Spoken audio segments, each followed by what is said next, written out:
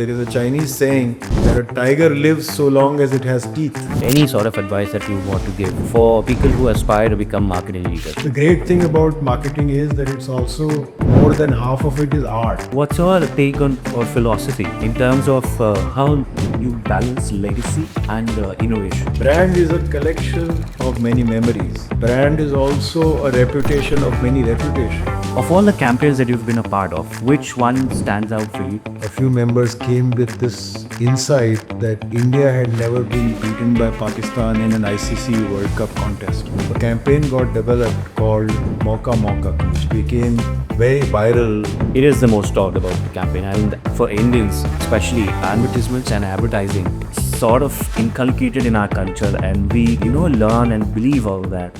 Hi, welcome to this podcast called Leadership Unplugged. Today we have with us Shubhranshu Singh, the Chief Marketing Officer of the Commercial Vehicle Business Unit at Tata Motors. Thank you, sir. Welcome to this podcast. Thank you. I'm delighted to be here.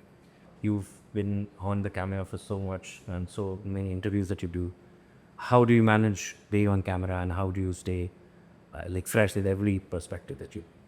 No, I think I've been privileged to actually serve in the broadcast industry for almost close to 5 years when I was CNO at Transports. And, my business is communication. So I am a storyteller and a brand builder. And one of the responsibilities that falls upon you when you are leading a large marketing team is to create content. And that content goes out to the world at large. Naturally, you have to explain what your inspiration was, what that content stands for, what meaning you're looking to derive from that content. And as a part of that responsibility, I have engaged with people from media of all types, including trade media, business media, and so on. Of my own, I have been engaged in writing about the subject and also creating videos to explain whatever has been my learning in my career journey. And I also find that this generation, because our principal medium has become, digital content on handhelds and mobiles, that shorter form content, video content is more appreciated and more consumed. Yes. And besides that, I think it has been my privilege to speak to a number of institutions. I have been associated with a lecture series in various institutions, particularly at IIM Lucknow, at the ISB. I have lectured in various institutions. I just want that if my learning can help those who are setting out in their careers, and I find students are most receptive. When you are a professional or a mid-career professional, you already have a certain way of doing things. You have experienced things for yourself. So other people's opinions and views are filtered. Whereas when you are a student, you are more impressionable. You are more open to ideas from outside. So I like speaking to students. That is really amazing. You work with brands such as Royal Enfield, Hindustan Unilever, Visa, and now you are with Tata Motors. How do you think this journey across various industries has shaped your approach to leadership and eventually then marketing? Yes, it is true that I have been privileged to work with some great brands. My journey began, however, in Hindustan Lever. It was Hindustan Lever Limited at that time. I joined them in 1999, and it is a great institution. It was a great training ground for marketing talent because they emphasized the fundamentals. And so the learning that I had there has stood the test of time and greatly aided me.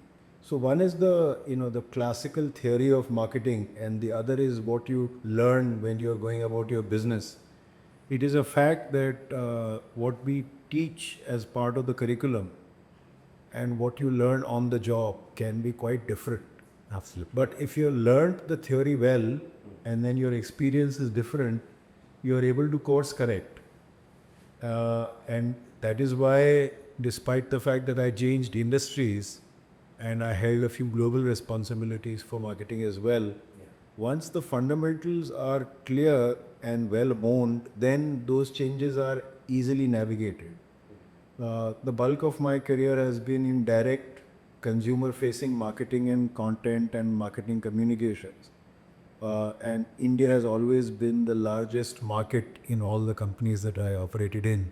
Even though at Visa I was marketing director for South Asia, and at Royal Enfield I was global head of marketing.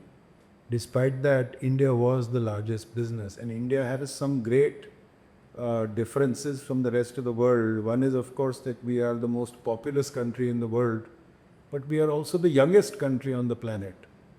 You see, almost 40 crore Indians are less than 20 years of age. And as I've already told you, I began my career in 1999. So through the 2000s, India has been an incredibly young place, very optimistic. The economy has been consistently growing. And every $1 trillion that got added to the economy and every 10 years that passed by behave very differently. But there are some constants. That is, people are optimistic about their tomorrow. People are becoming more affluent. They are, investing in new experiences. And therefore, brand building is a very positive development here. People are hungry to consume new experiences, own new products, are receptive to messaging. I have traveled across the world, and I can tell you very few countries in the world where advertising is consumed with as much interest as it is in India. And everywhere else, it's primarily playing an information provision role. In India, it still retains a great deal of culture building role as well, which is very precious. So my journey, despite changing industries, despite, in terms of responsibility growing, has always been about managing the brand in a consumer directed manner. So that has been a constant. After that, whether you're driving one type of car or another type of car, once you've understood how it works, it is only a matter of adaptation. So luckily for me, it has always been about the core tasks of marketing, whether it's market research and insight, whether it is content development, whether it is product shaping, whether it is route to market or field actions. It has all been about creating awareness, creating persuasion, creating greater strength for the brand or brands that I am handling. Absolutely, I think, and that's the best way to put it. Despite going through and having an on-job experience, I think learning and all those theoretical part of what we learn in marketing, and staying true to that helps you go across. And I completely agree with with you saying that how you started your journey with the HUL. It has been said that it's for everybody who moves out from there, call it like the university of its own, because it teaches you, it makes you grow. In that aspect, what do you think was the pivotal movement in your career, or any action that you won, any decision that you made that has been significant enough to change your career and give you that direction that you want to do what direction you took? You see, I wish there was an easy, simple answer to that. But the fact of the matter is that no 2 days in life are the same. Right? Every day your situation and your context changes. And therefore, in life, we have to develop our own mental compass. If I send you out on the road and tell you to walk north, Yeah. you need a compass to be able to decide where to walk. In life, in professional careers, there is no such ready-made compass. So you have to learn from your experiences. It's an iterative process. And no 2 days are the same, no two jobs are the same. So the first thing a person can do is to basically bat well, to use a cricketing parallel. You don't have to get out, you have to stand on the wicket and you have to score runs. Now, there are different types of cricket as well, right? The game of test cricket is about not getting out more than scoring runs, whereas the game of T20 is score runs no matter what, even if you get out in the process. So it depends on your job responsibility, it depends on the industry dynamic, it depends on your own personal motivations. But since you asked me the question about the one decision that I have made, I think pretty much constantly through my life, I wanted to be a marketer because I am curious. I like the creativity that comes with it. I like to create intellectual property. And although I have had responsibilities for P&L management, because in Hindustan Lever, the marketing head is also the P&L owner. Also, later in life, I have held sales and marketing responsibilities, whether it was key account management or front end sales. But really, my heart was in consumer facing marketing, and I did not shift away from there. Many people think it's easier to change orbit in order to progress further in your career. And many people, after a certain gestation period, want to switch to P&L management.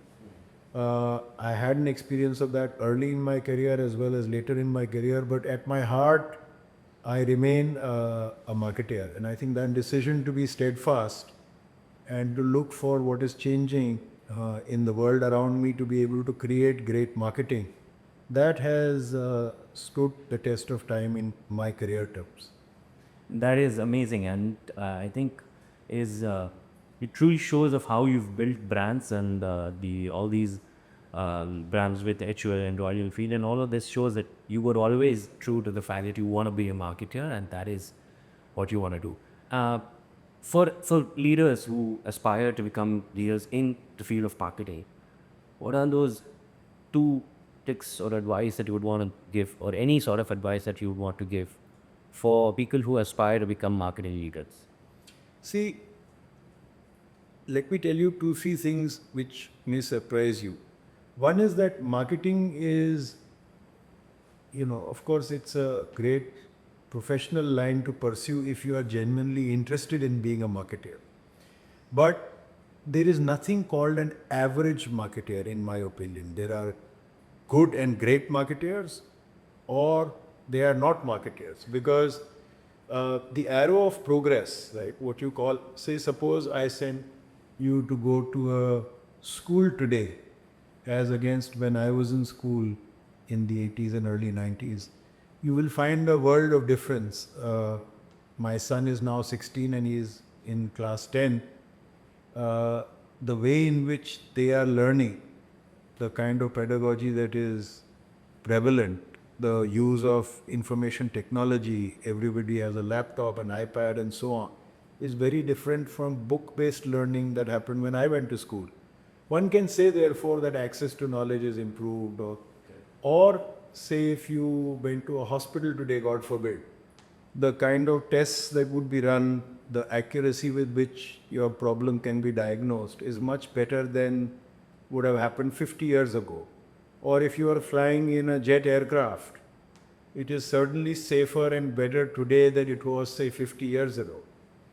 But for marketing, you can't necessarily say it that the advertising that we are doing today, or the way in which we are building categories, is necessarily better than what happened 50 years ago. You may like a great campaign of 50 years ago. I may think the one that I have done day before yesterday is the best ever. It is therefore a matter of opinion. So, if you have to be a marketer, you have to learn to live with some degree of uncertainty. If you are the kind of person who wants definite outcomes, definite numerical yes and no outcomes, marketing may not be a great career for you. But if you have chosen marketing, then to answer your question, I would have 3-4 recommendations. One is, never become a uniform wearing marketer. What does that mean? That I have to operate with lingo. There is a certain way in which it is done, because that will limit your. If you put boundary conditions on the way you do your work, it limits you. The great thing about marketing is that it's also always more than half of it is art, and there is no certain way in which you do art. Also, there is an element of abstraction. It is not a definite realism, it is always abstraction in marketing. So, if you are not a curious person, you will not be a great marketer. You have to be curious.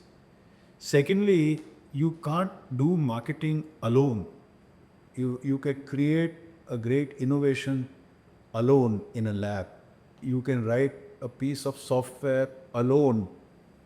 You can, imagine the next molecule discovery and go about that process in a laboratory. But marketing is in broad sunlight with everyday people everywhere. So your marketing has to be put out in the world and people have to respond to it. So if you are uncomfortable with the judgment of many, then you should not be a marketer. Uh, so after curiosity and after accepting the opinion of many, the third thing I would say is you have to be living in the world in an everyday manner. One of the casualties of professional marketing is that people don't go outside in the real world anymore. So their references are references from what other people do.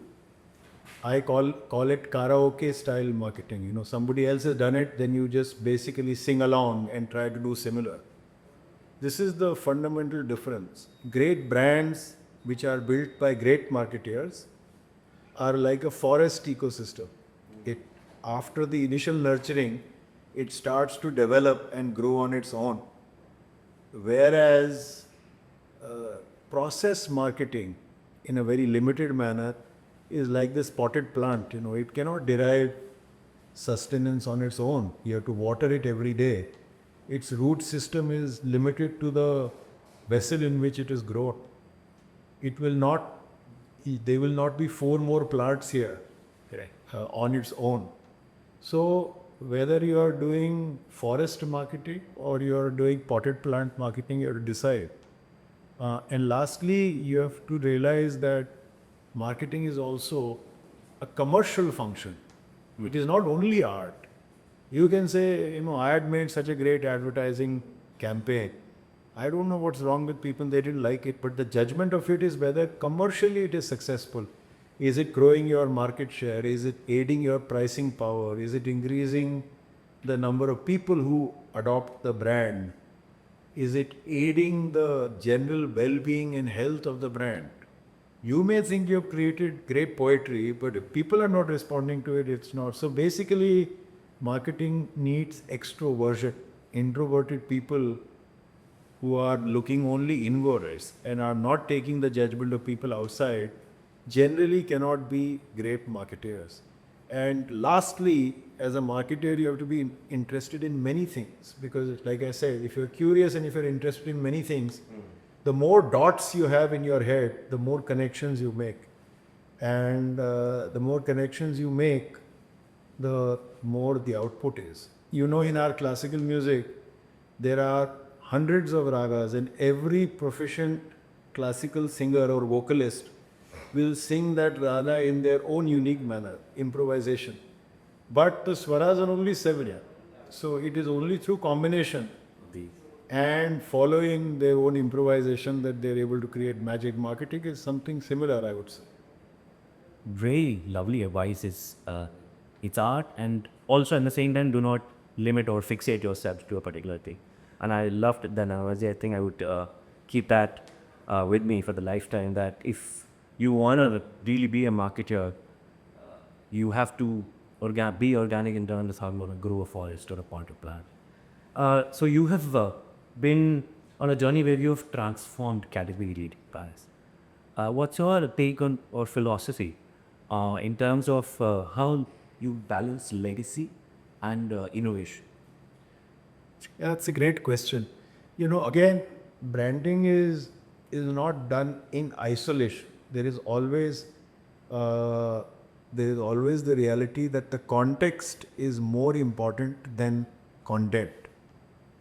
The way people build value is always out of what they perceive the context to be. If you can give me one of those pebbles, please. Yeah. Say I came to you and said, you know, how much would you pay for this pebble in auction? Most people would say, you know, I don't need this pebble at all. What use it is to me? But if I told you, wait, there are two more pieces of information that may change your mind. One is that this pebble is only one of three of its kind on the planet. So you consider that information, you look at it and you say, you know, maybe it is only one of the three. Certainly that means it is rare. But does it look appealing to me? You know, so what if there are only three like this? Am I sure I want to pay money for this? You may or may not. Then I say, wait, I'm giving you the final piece of information. That actually this pebble is one of the three that Neil Armstrong picked up from the surface of the moon. And one is in NASA's museum, the other two are with private collectors. Now, if you had all the money in the world, what would you pay for it? And people will say $1 million, $2 million, or whatever, right? The fact is that the pebble did not change, it is only the context that changed. Let me give you another example. I stay in hotels quite a bit, and usually in star hotels nowadays, they give you a sachet of coffee. Yeah. In some of the fancier hotels, they have an espresso machine. A sachet costs whatever, 2 rupees or 1 rupee, and an espresso pod costs about 100 rupees, 120 rupees on average. Now, the caffeine intake is the same, right? If the Nespresso pod was sold in sachets, it would seem outrageously expensive. Or 200 rupees for a sachet, But when you press the Nespresso machine button and it does its grrr, you are comparing that to an experience you may have in a barista or in a top end coffee shop. And therefore, your benchmark shifts to comparing it with a cafe experience, not with a sachet experience. And then you think, my God, this is delightful for 120 bucks. I am getting a coffee that at a cafe would have cost me 400 rupees. So this is great. You understand my point?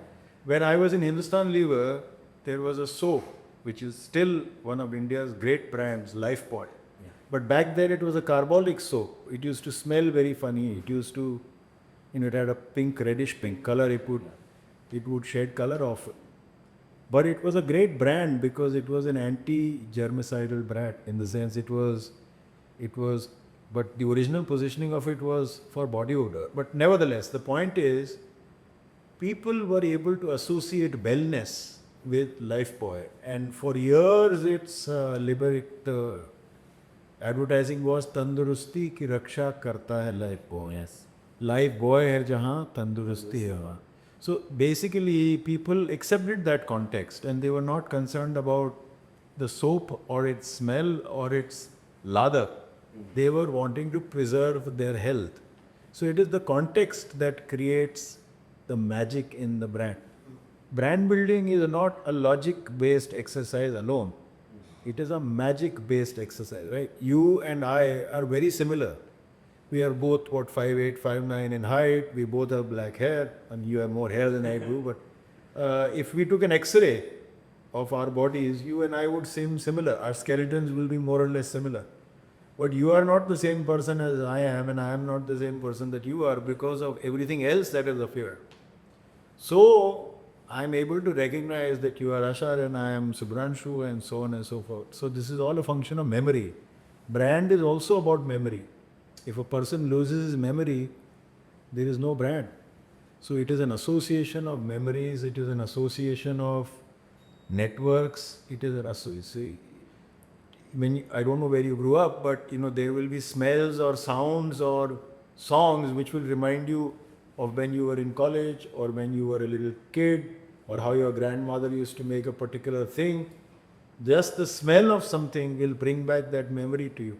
So this is branding. Branding is creation of positive prejudice. I want a positive bias. That I will not drink X cola, I will drink Y cola. Even though it is well known that in many blind tests people can't tell one from the other, but the moment the brand appears, then it becomes preferred. Why does it become preferred? Because in the mind, there are numerous associations which predispose you to that brand.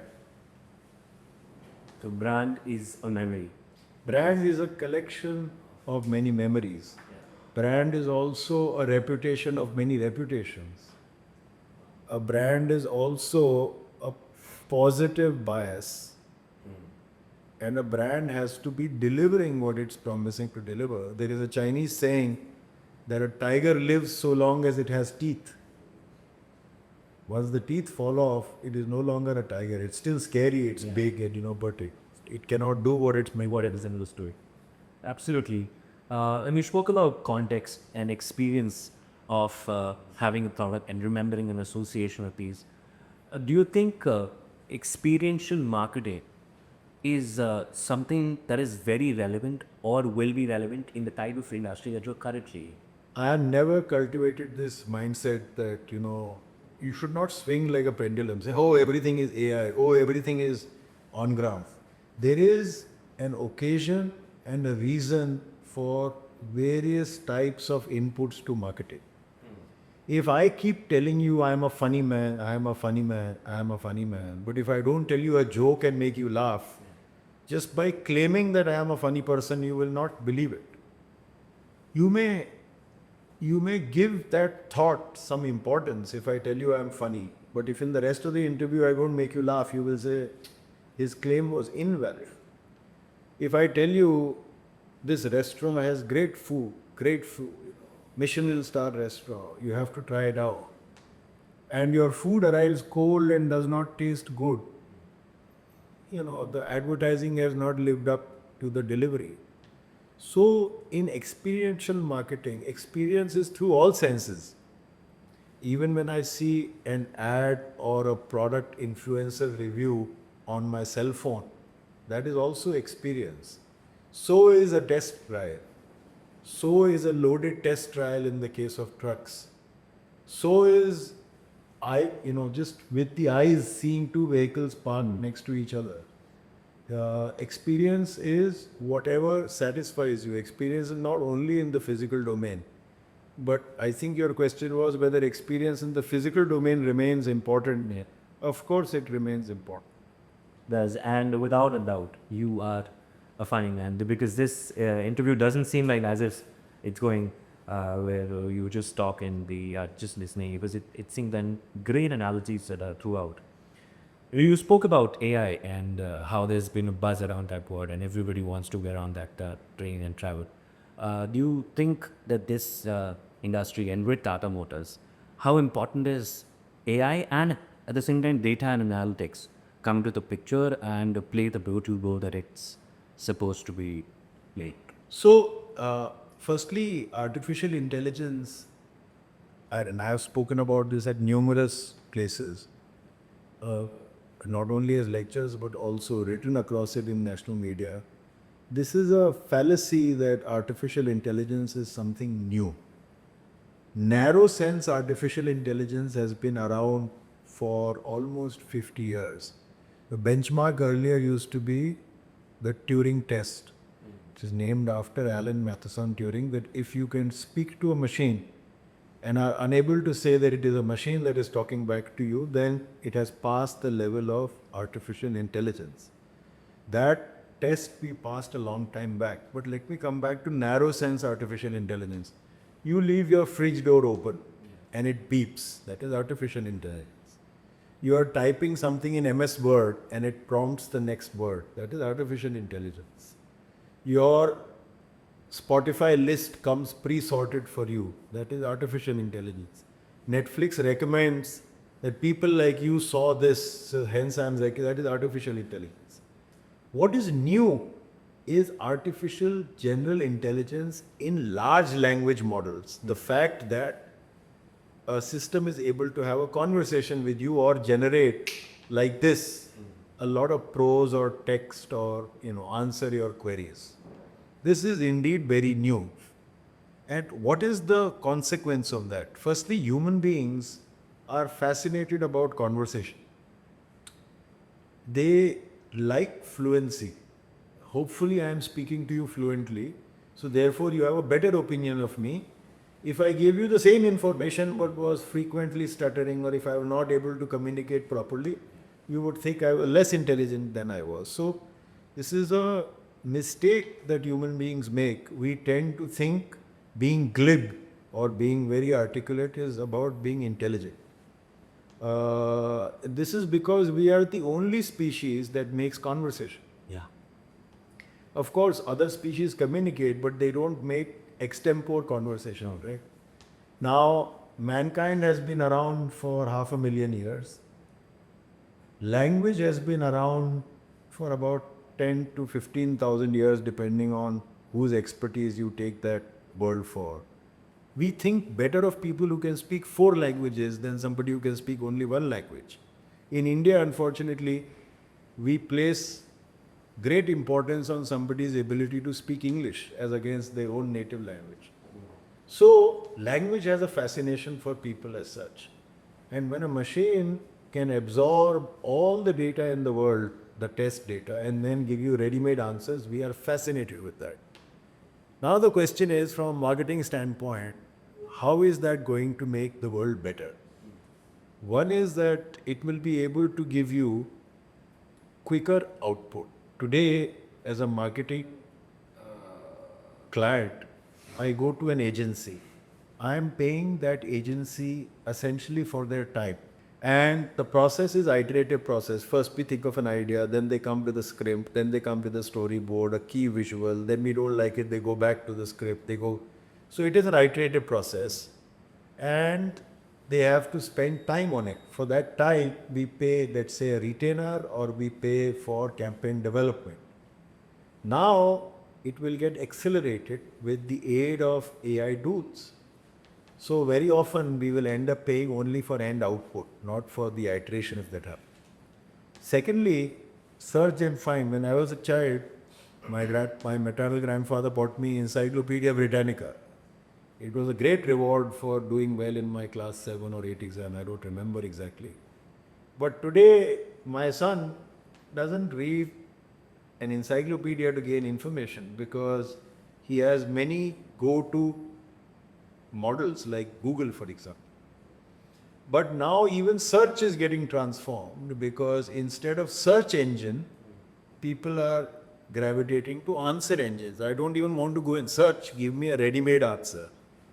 Now what does that mean? The system that is giving you that answer should have as much data at its command as possible. So artificial intelligence is like having a conversation with an intelligent person who has read everything that is possible to read and is able to on the spot give you a ready-made answer. Is that good? Yes, it's good in terms of speed, access, and ease. Is it bad? Yes, it's bad because we will become lesser and lesser versions of a ready-made answer. And secondly, even today you can tell what is synthetic from what is organic. So I think over a period in time, people will be able to crowdsource in an even more intelligent manner. Now, lastly, everybody says data is the new oil, and I have written about this. My belief is data may be the oil, but the internet is the oil field, and actually your interest and engagement is the refinery. Because when I tell you, as Netflix, please see this movie, I am relying on people like Asha. So I have created a cohort, as they call it. People like this do this, therefore he will do this. It can have fairly poor outcomes as well. Suppose I have only seen dogs in my life. Every dog has 4 legs. Then one day I see a cat and I count the legs. This has 4 legs. This must be a different type of dog, I think. But it is not a dog, it is a cat. So crowdsourcing is reliant on the ability to have the right source of data. And what is happening is, the more and more our world is becoming algorithmic, it is the algorithm that decides and not you. For example, if you open Gmail, your mails are automatically sorted. What is spam, what is not spam, what is important is automatically sorted. There is some rules engine, of course. Now, likewise, your music is sorted, your financial transactions are sorted. The world is now governed by crowdsourced algorithms. You don't even have to consume it. On YouTube, if you linger on something, that also is being read. Say your cell phone and my cell phone. We buy at the same shop, at the same time, and then go to Netflix. After a month, the thumbnails that are being suggested for you will be very different from the thumbnails that are being suggested for me, more or less, even if we see the same content. Why is that? Because your phone on its own picks up more than 100 signals. So it will know that you like Chinese food. It will know that you are born to Chennai. It will know I like North Indian food, that I have been to Delhi. And so on and so forth. So the world is now a web of algorithms. When I swipe a credit card, that data goes and lies with every other kind of data. When I swipe a credit card to buy a bottle of, say, cola, the four-party system is my credit card. The moment it is swiped at an acceptor machine, a ping goes and knocks at the issuer, say ICICI Bank, saying Shubhranshu Singh is requesting for 120 rupees. It opens a window, gives the 120 rupees. It goes running back to the acceptor, says transaction completed. But that data can now lie in 100 different ways. How 1 unit of Coca-Cola has gone. Therefore, the supermarket will ping the supply chain provider saying one Coca-Cola needs replenishment. That will now go to the manufacturing warehouse for Coca-Cola as a company. If I'm wearing a patch for monitoring my blood sugar, somebody or the other will know he had cola because my blood sugar will spike. If they know my age, that data can reach my insurance company saying he has a lot of sugar-based drinks. You follow? I'm just trying to randomly build how the web of data, you cannot now exit the web of data. And therefore, artificial intelligence has the availability of all of these data sets, which are very useful to people at large. And in our business, we are seriously looking at customer experience to get aided, service to get aided, number of autonomous functions that can be enabled by data, including from the manufacturing backend to the consumer front end, which is possible to do because of the availability of the data. But as a marketer, ideas will always remain evergreen. And there is a reason why human creativity is going to be supreme, because artificial intelligence will give you hybrids and derivatives of everything that has been done in the past. And it can train itself on every kind of data, including synthetic data, but it cannot create on its own. You know the concept of tokenization and how large language model operates, right? It gives you a very quick answer, but it doesn't understand the answer it's giving you. It is purely populating that fill in the blanks exercise by token weight. It is a statistical model. So if you are living in India and I tell you, Mohan kicks the ball, and I give you dash kicks dash with Mohan and ball, what are you going to do? You are going to say Mohan kicks the ball. Because as an Indian, you know, Mohan is an Indian name and ball means ball. But if I take the same thing to Finland or to Mongolia, and they don't understand English, for them Mohan and ball are on a level playing field. Ball could kick Mohan. And there is a possibility that in a culture, ball may be a perfectly valid first name, and they may be calling a spherical object which you kick and play with a Mohan. Possible. The automotive industry is now being focusing towards EVs, sustainability practices, and connected vehicles. Where do you see the future mobility going, and where do you think this future in terms of sustainability goes with Tata Motors? Mobility is a major pillar of the global economy. Even in India, almost 6 to 7% of our national GDP is contributed purely from the automotive industry. And in the 20th century, when it effectively became such a large part of the economy, mobility was still a very large national enterprise. There was a saying in America, what's good for General Motors is good for America, and vice versa. Europe had a flourishing industry, Japan, Korea. In India, Tata Motors has been a pioneer. we have created, nurtured the commercial vehicle industry, and it is also now a global brand doing business across international borders. It is true that there were three or four certainties in the automotive business globally which had changed. One was that it has to be an internal combustion engine on hydrocarbon fuel. Second was that you need to own a vehicle. Third was somebody needs to drive a vehicle. All three, in terms of certainties, are no longer valid. Now, coming to electric vehicles, as you're asking, electric is one of the many powertrains or many fuel options. In our business, we are actively commercializing hydrogen internal combustion, LNG, and so many others. But electrification is a very large trend globally. Also, because people, besides the sustainability attraction of it, it is much cheaper in terms of cost of operation as compared to hydrocarbon fuel. So there is a natural preference because the cost of operation of an electric vehicle is cheaper. Say cargo. We had launched the Ace EV, and now recently at the Auto Expo we showcased the Ace Pro EV.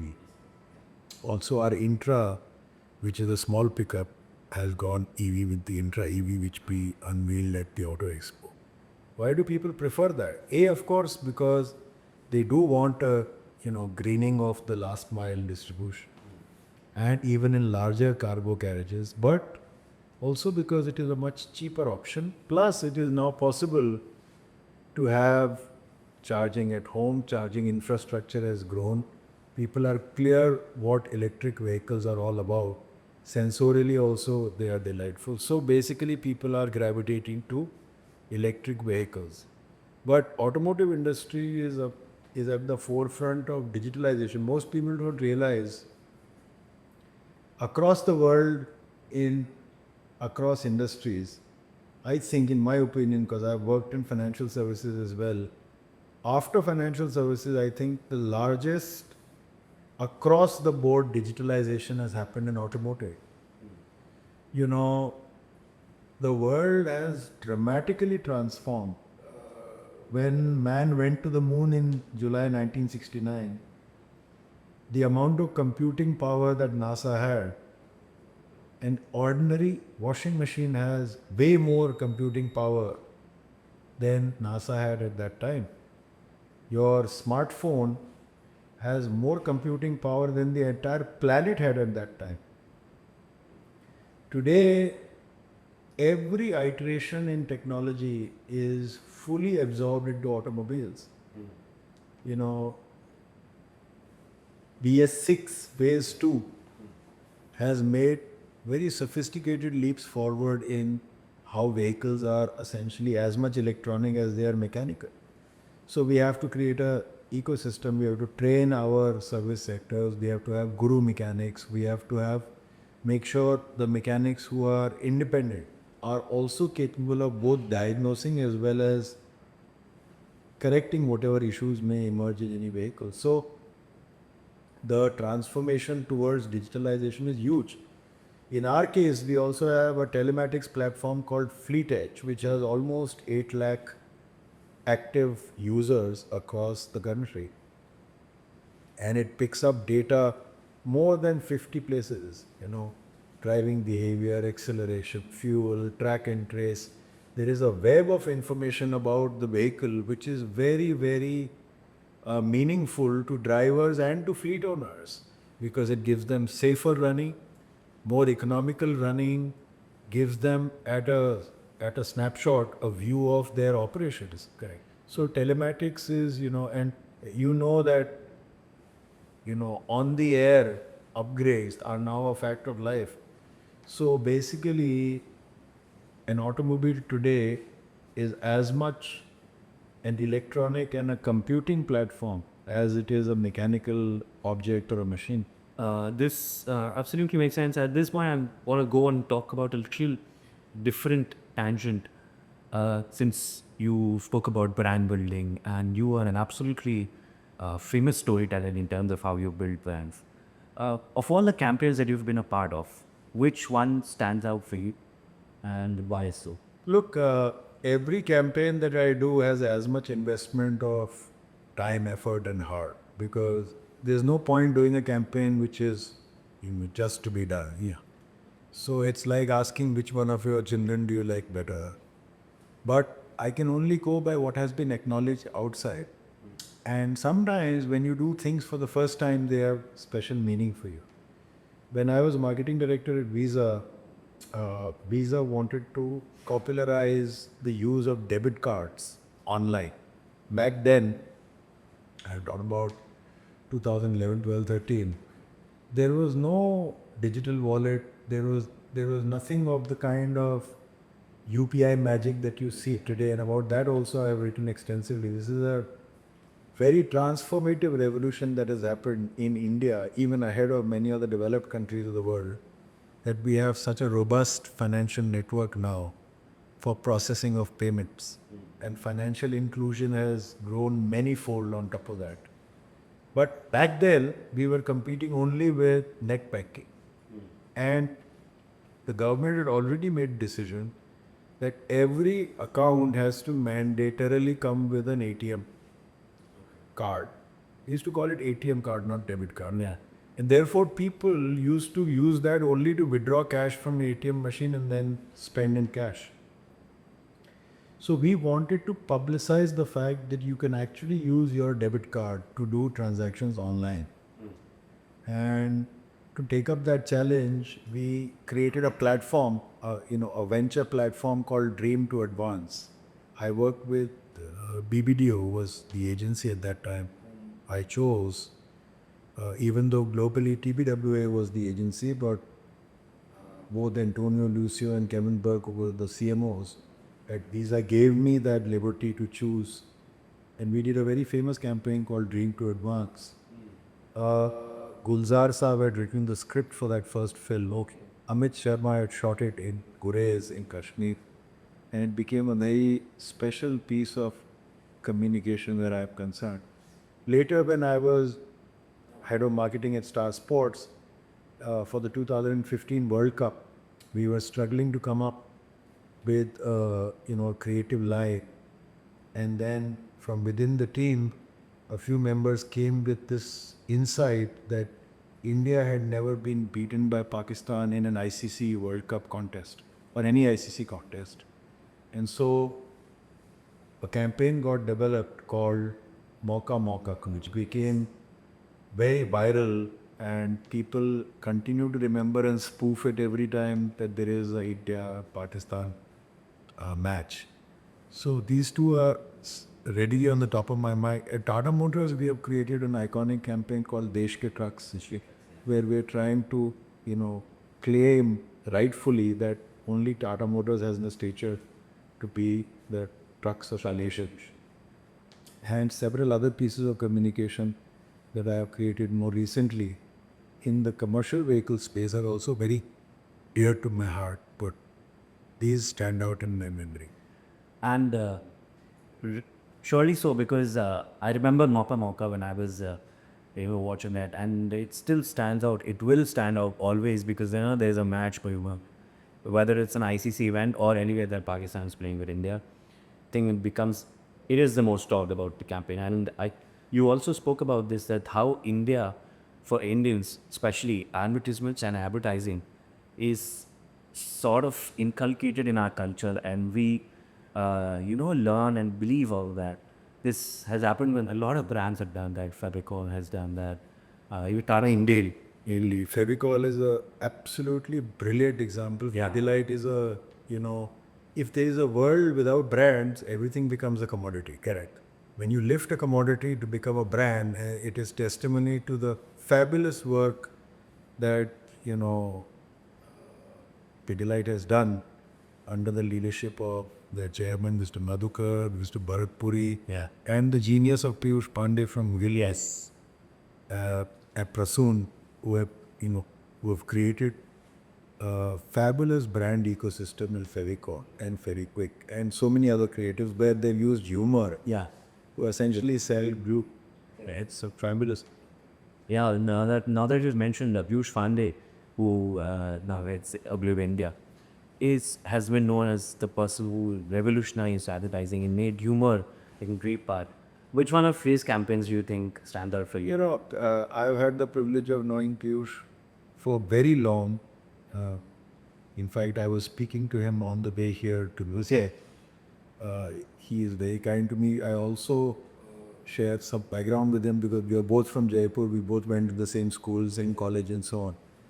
So I've learned so much from Piyush. But all his campaigns are great. I mean, I keep joking with him that not joking, people are doing PhDs on it. He was kind enough to call me to Jaipur when the then Chief Minister Vasundhara Raje was releasing his book, Pandemonia. He had called me to be the person interviewing them both. So he had great affection for me, and I have great admiration and affection for him. Uh, every one of his campaigns is great. I mean, two stand out in my mind right away. One is, of course, they already discussed Raincoat. I would say Luna, Chalberi Luna. Yes. Because, I've been in the two-wheeler industry as well. It was a very light touch, but very deep with meaning campaign.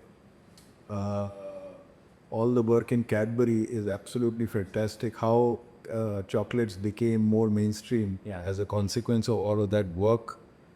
Piyush is a very tall genius, and his work has been the first set of work that brought Hindi into the mainstream of Indian advertising. In fact, he once told me that at that time, English copywriters, had their nose up in the air. So every time there was some work in Hindi, he says it was like a lottery ticket for him because the work that he did then has become history. That surely has. And I read Pondimunye, and this book, he also has done a commercial, if the Cadbury commercial, where they also recently revived it and made it different changes, where the guy is, initially one, like, was a guy just getting a cricket shot, and now it's a girl who plays a cricket shot. And that ad is very, very relevant in how they have done it. So shows how the kind of Jimmy C was. Absolutely. Wanted to talk about success and what it means to you. And you've been given so many awards. What do you think defines success to you? And what is your personal opinion on what is success to you? See, the recognition and external validation in marketing and advertising is considered a very important thing because the jury is comprised of people who are able to assess, like I was telling you earlier.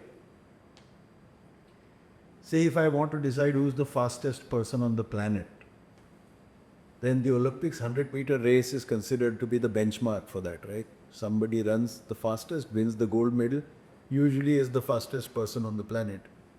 If I decide who is the greatest of all time tennis players, there is statistical data that this person has won the most Grand Slam, whatever. You can go down that decision tree and say number of aces, longest duration of match, career earnings. You can decide that on these criterion, this person is the most important. But if I ask you, is this the best creative artwork ever? You may decide yes, and I may think no, I don't think so. Therefore, how does one assess whether something is good or not at the other end? It is based on the judgment of people who are deemed to know better.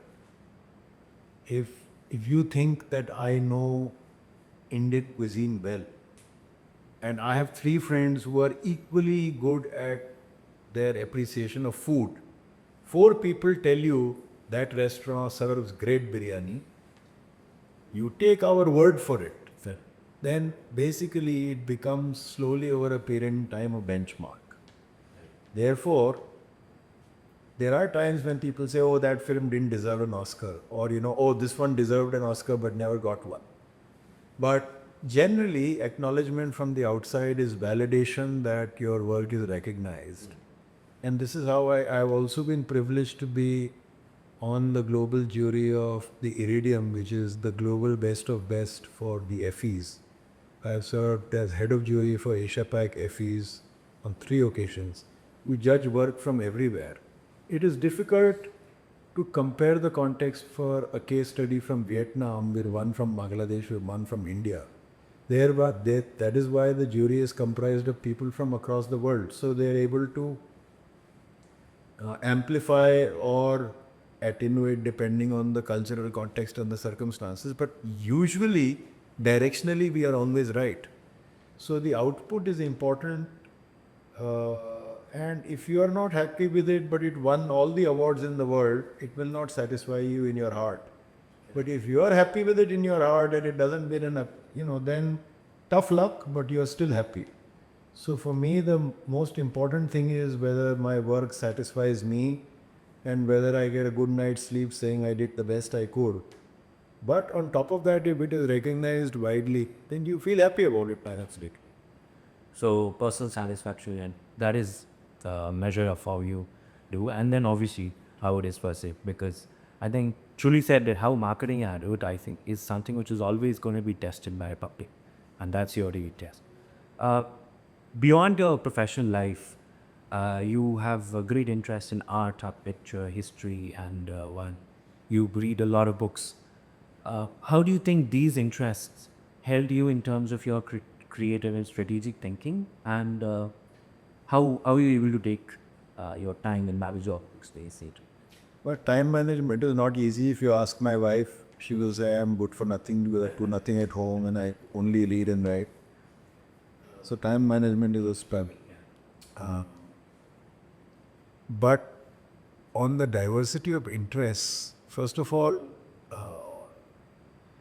when you read 3 books in, let's say, on history, then you read one on science fiction, then new places in your brain are activated. Right. So you are able to make better connections with your present day reality and what you read, generally speaking. Now, if you see a painting or photograph, a great monument, or a well-designed bridge, all are in a sense form of art. So is advertising, so is communication, so is my ability to speak to you. That the importance is on what you derive from it. See, most people get fixated with the form and substance of marketing and advertising. In fact, one of the biggest problems with marketing is that advertising has been considered to be the most important thing in marketing. Actually, marketing has 4 P's: product, place, price, and promotion. And most marketers become comfortable only with promotion because this is the most buzzworthy part of what they do. Arey, I saw your ad, it was a great ad, you feel happy. Nobody says, I like that new nozzle. If you're advertising, you be. So it is important. When I did Pro Kabaddi, the launch of Pro Kabaddi, the team that was doing it with Mashal Sports, they had to reimagine the entire rule system, how it will look, to give it the glitz and glamour, to present an Indian sport in a manner that is worthy of international arena competitions, right? Because when I did Kabaddi, it was the first time a traditional Indian sport was competing. Other than that, all the sports were always Western sports that were being played and appreciated in India. Cricket all said it done. Why India has made cricket its own? It is an English sport. So is tennis, so is football, and so on. To put Kabaddi at par with any other sport globally was a great labor of love. Now, if you don't understand India, you will not be able to understand Kabaddi. Right. So the problem with form and substance is people say, oh, a brand is a logo. No, a logo is only a legal trademark. People say, oh, the tagline is the logo. No, that is only your signature. People say, oh, mission statement, vision statement is the brand. No, that is only a reminder. People say, oh, advertising is branding. No, it is only communication. Yeah. So actually the branding is not in the presence of it, but in the absence of it. What would happen if Intel didn't exist in the world? When you imagine what Intel has done, you have to imagine its absence. Right. What could happen if NVIDIA didn't exist in the world? That is the power of the brand. What is its purpose? What is it accomplishing in the world that without it would not have been there? So it is from the absence, it's a Zen-like concept, from the absence that you have to imagine the worth of its presence. Otherwise, one is the same as the other.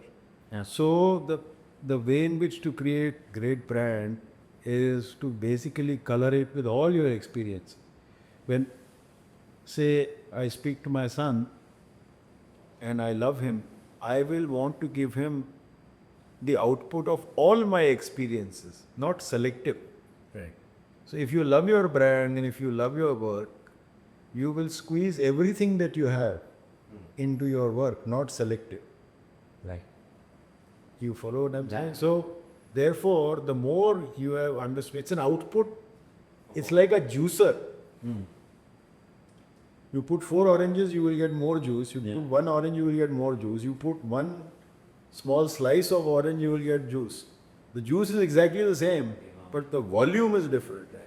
So it is an input function. If you have more, either you have a fabulous car, but you put 1 liter of petroleum in, it will go according to its mileage. It will go whatever 1 liter will take it. If you put 100 liters or 40 liters in it, it will go that distance. So it is about the input. If you are very, very keen on the output, you should be more keen on the input. Yeah, very well said. And brand is something when you understand, you take it out from that equation, and then you understand things, how the absence of it feels. I think I'll take that with me as well.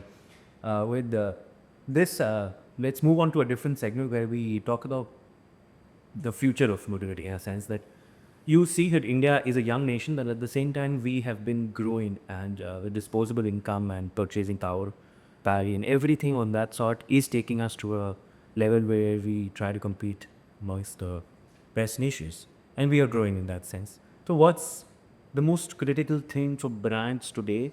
If I have to give you 2 options, is it affordability, is it user experience, or is it something else entirely?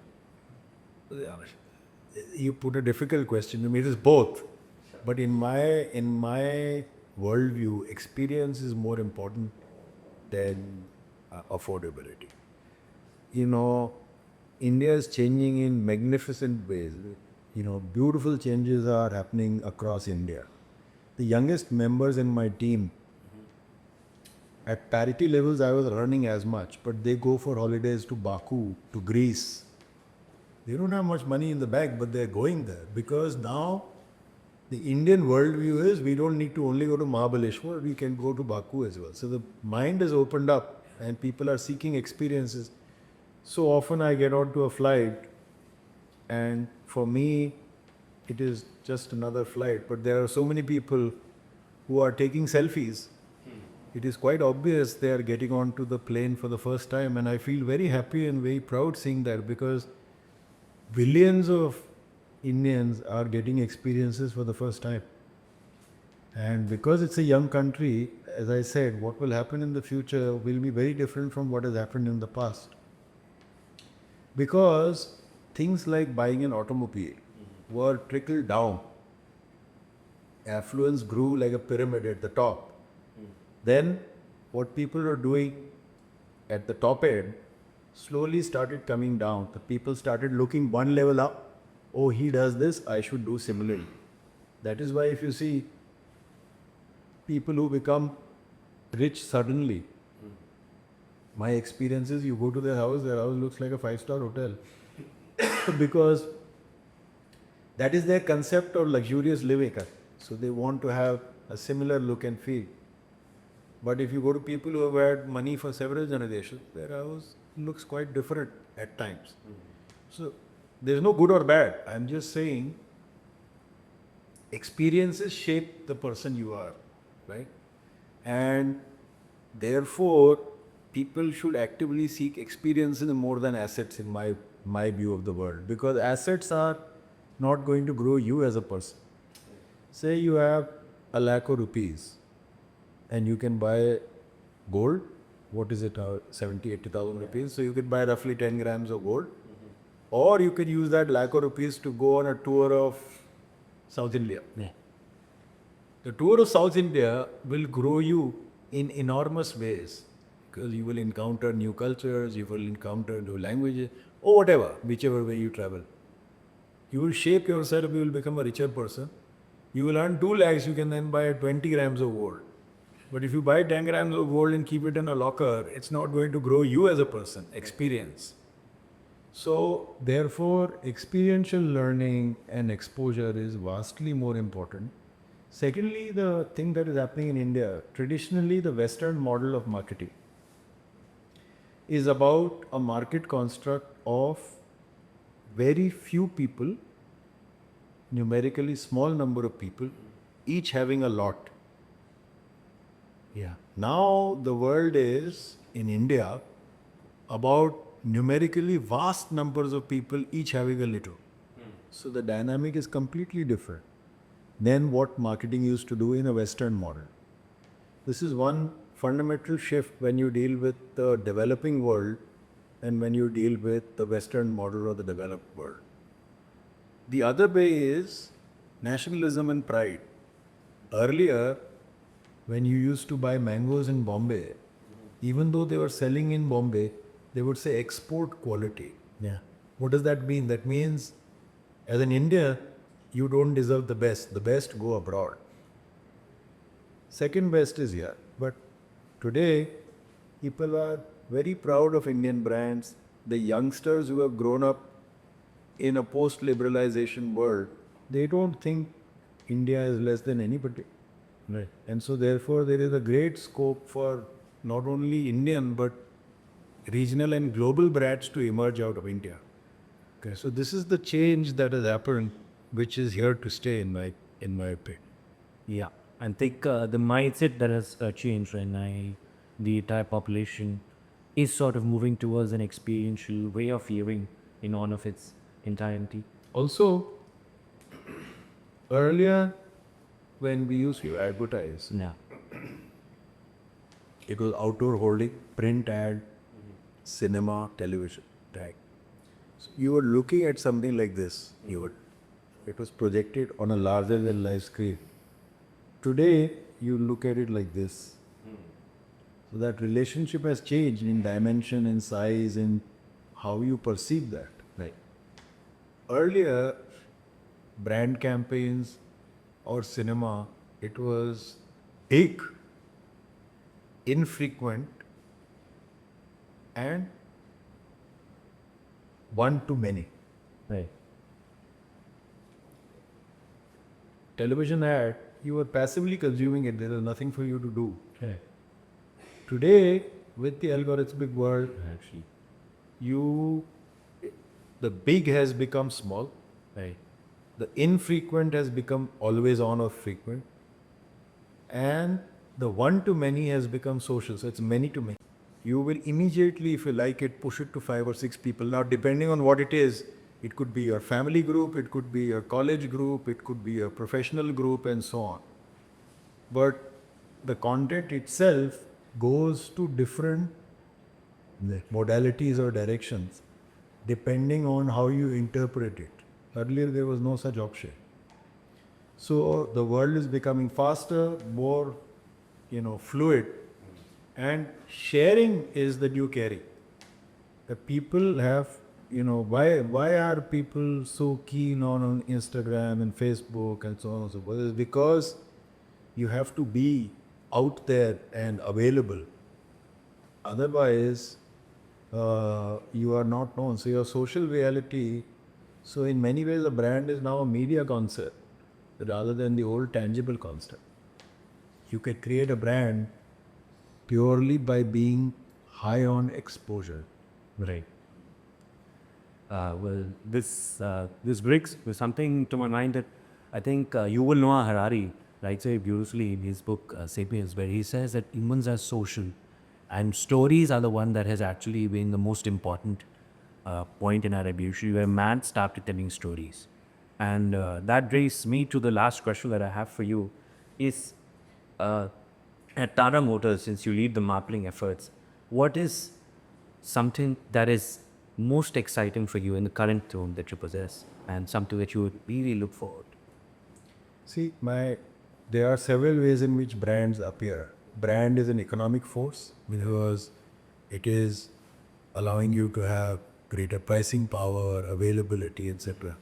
A brand is also a psychological tool because it makes habit. Right. So it's a shortcut. A brand is also a cultural force. Yeah. It has esteem. It has, it has. I lived in America for 4 years. I used to go to an Indian shop to buy Indian provisions.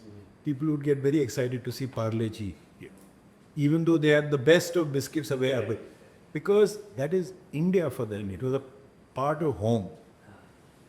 With Tata Motors, I am privileged to work in the Tata Group. Tata, there is nothing like Tata in India or across the world. It is a brand, a group that is blessed with immense trust. It is the most trusted brand name in India. It also has been always about nation first. It is not only about profitability, it's not only about growth, it is also about doing what is right for the community, for society, for the nation. And it has been around for more than 160 years, leadership with trust. So that when people buy a Tata Motors vehicle, they say Tata ki gaadi kahegi. So that trust to be able to be a part of it, to shape it to some small extent, is a very sacred duty, and it is my great privilege to work with a brand that is as haloed and as storied as that. That is one. Secondly, it's a large business. It is a nation-building business. It's every part of the national economy, whether it is infrastructure, defense, creation of highways, mining, LPG transportation, intercity movement, last mile deliveries, ambulances, everything that you see around you is touched by commercial vehicles. And Tata Motors is the largest commercial vehicle player in India. So we are directly contributing to the economy across all sectors. So that is another great thing. And people love the brand. I started posting, we created a YouTube channel, and within a year we were given the silver button by Google YouTube. And now we have almost 150,000 people on a commercial vehicles YouTube channel, which means people want to engage with Tata Motors. There is great stickiness, there is a sense of community. We have also started working with influencers. We invite influencers to cover our products, visit our facilities. There are more than 300 of them who have done that. Within 2 years, we've got more than 20 crore views. So there is a very large leaning in behavior where data is concerned. And that just makes my role richer, more rewarding, and much easier as well. Without a doubt, I think Tata has always been associated with trust, and it is always been the brand and the company for a nation, for India. I associate a memory where I was sitting we were moving places from one home to other, and the pickup truck had all the stuff, and I said, will it be able to move now because it's too heavy, and it said Tata ki badi sab sahare. So that is, I guess, what is Tata for all of us, for everyone. Wonderful. You've given me a great advertising idea as well. On that note, thank you very much, man. And thank you so much for being here. It was amazing and a very lovely to have this chat with you, and it has taught me a lot of things. I think this is something that I'm going to take with me, and I hope I will. Well, my congratulations to you for doing this content series, and all the very best. And I think your institution, the Great Lakes Institute, is doing fabulous work. I wish all the community and all people associate that institution all the very best. Thank you, sir.